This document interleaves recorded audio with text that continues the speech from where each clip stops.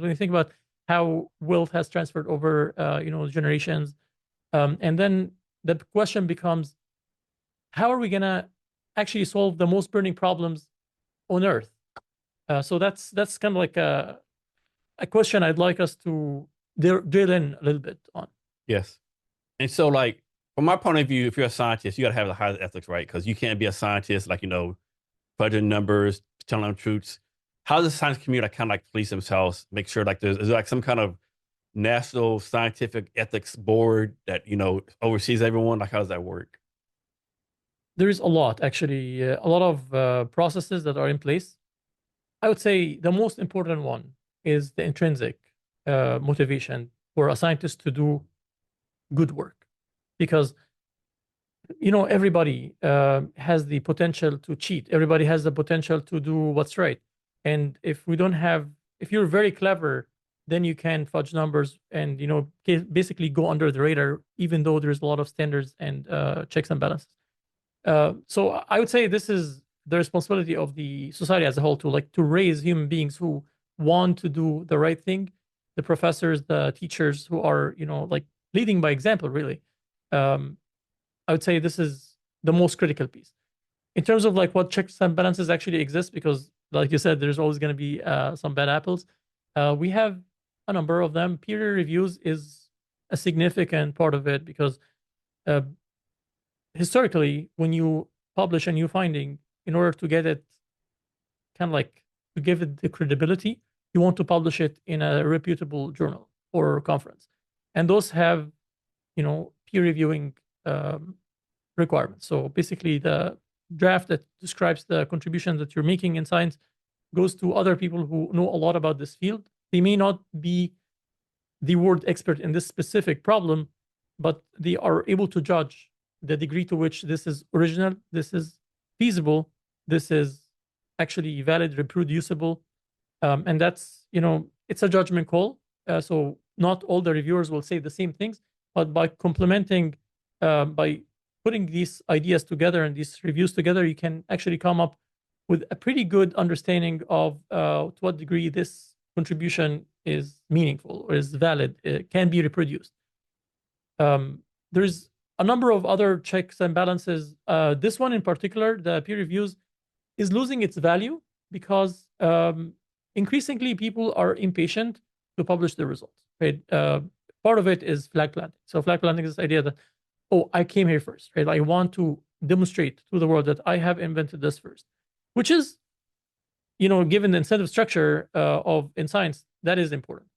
So I can't really blame people who want to do this. At the same time, it kind of like increasingly becomes unnecessary for people to publish in these journals. And those journals and conferences also have their own biases, right? Because we're, for example, trying to solve a problem that is only so relevant for Kenya, to pick like a country in Africa that I care about. Most of the reviewers never heard of Kenya or never cared about the problems in Kenya, and the problems that we're trying to solve there to them are not really interesting. So they may be biased against that contribution. And I've seen this a number of times. So, what is the purpose of science? Is the purpose of science to like, suppose someone's a physics scientist? Is the purpose of the physics science to like advance the field of study of physics much you can, or is it like to make the world a better place to live? Is there a specific purpose for science? I would say science, the point of science is to progress society, to increase our knowledge. So basically, there are two sides to it, in my opinion. There's people who care about knowledge, discovery. So like they want to find more about the how. Like, how does this work? How does everything work? That's interesting. So for a lot of researchers and scientists, this is the point. For a lot of them, and especially on the applied side, they want to solve a real problem. So there's a problem that's currently burning, and they want to find a solution for it, and a solution that's actually effective, that will help the end customer or the end user. And that's, everybody have a different answer to this question. To me, these are the most two compelling answers. So, is there a scientific discovery that we haven't made yet that you thought maybe we should have made? Like maybe, maybe we should discover gold on Mars, or maybe we should have flying cars. Like, what's the scientific discovery you thought, man, how do we not have this yet? If we can figure out how to teleport, that'd be awesome. But that's it's kind of a joke. I don't know if we ever will. The thing that I really wish we can figure out is communication without words, because of course there's sign language, Like the telepathy or something like that? Yeah, Okay. I'd say there's definitely some form of communication that people have without using words, Mhm. and there's so many different ways to communicate. So how can you do this in a way that is effective with the most number of people? And of course, social media is one example, right? Like you can actually, with social media, you can reach a lot of people and kind of change the way they think, which is extremely profound when you think about like the elections coming up in a few days. How does this work? How does this influence the decisions that are going to be made in a democratic society like the US? So how do we encourage more kids to become scientists, like kids like 13, 14 years old? How do you encourage more people to get into science? I ask myself this all the time. I have a child of my own, and I want her to at least appreciate the science, because to me it's one way to actually get to the bottom of the problem instead of like solving it with patterns that aren't necessarily accurate, like traditions that may or may not actually be relevant to a particular problem, but it's just what people have been doing for a long time. um, when I talk to younger people, I basically try to get to the bottom of what they care about. And I don't necessarily want them to be scientists, because we don't need a society that's full of scientists. We need a society that actually appreciates science.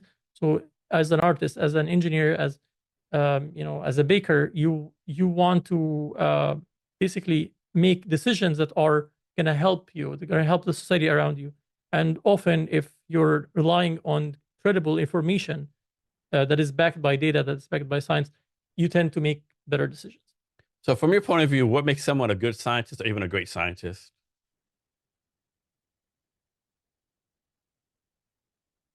I think there is a rush to pushing out your results that really damages the quality of science. So we talked about it briefly because flag planting is a thing.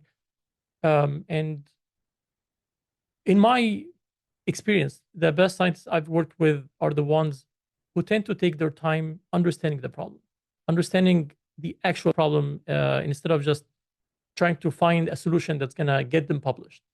Because there's a huge difference between trying to actually get to the bottom of the problem and actually understand what problems matters the most. So I'd say this is a big part of it, is trying to understand the problem that you're solving. And even more important one, in my opinion, I don't see people kind of like emphasizing it enough in education, is addressing the right problem. Because we tend, again, as scientists, oftentimes we get obsessed a little bit with the solution. So like I love this method. It's something that's super cool. I want to build on it, right? But what is the problem that this method is trying to solve? Why are you going to make this change? So the idea of like identifying the problem that's actually burning is going to be critical for us to make real progress in the society and actually advance our global society to a better place.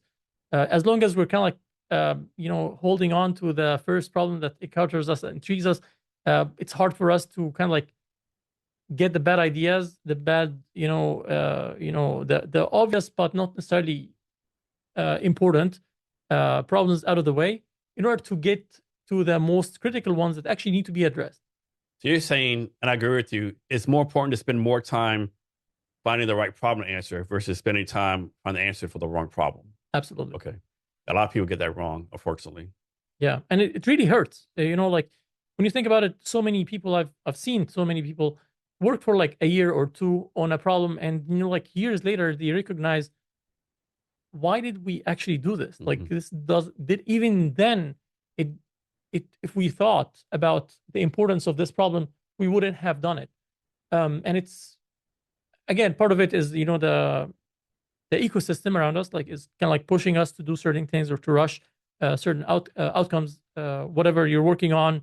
The idea of like you already spent too much time working on this thing, you might as well continue working on it. And Yeah.